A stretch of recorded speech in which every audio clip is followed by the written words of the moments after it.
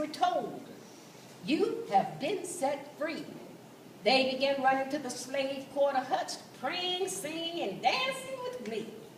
Little did they know that the old slave boss had a slave up his sleeve, planning ways to fix it so that his slaves could not leave.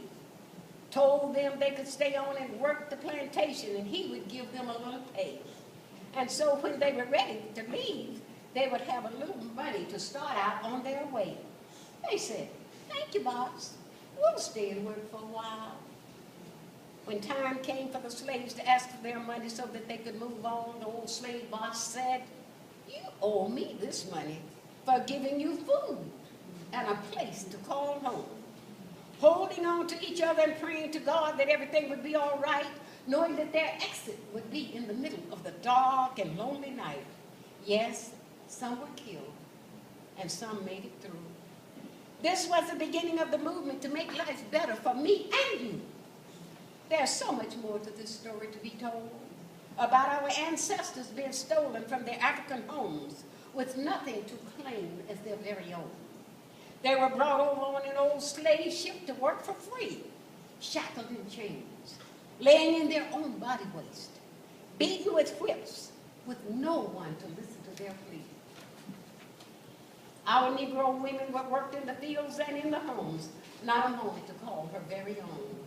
They were also used by old slave boss to bear children to replenish the plantation, while our Negro men were treated like animals and going through so much humiliation.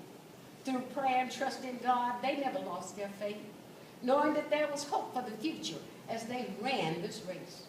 My dear children, it's up to you to carry on the dream.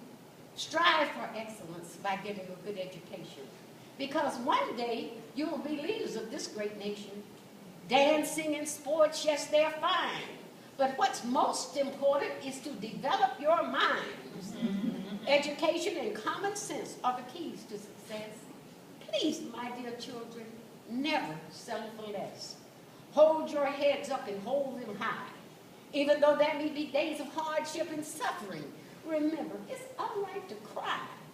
Wash your face in those warm, wet tears with memories of the past and visions for the coming years. Always show respect for your fellow man. And remember those who helped you through with a helping hand. Give thanks to those who prayed for you, asking Almighty God to help you through. I may not be around to see your success, but my dear children, those of us that are older will be at peace and rest, just knowing that you gave your very best. Amen.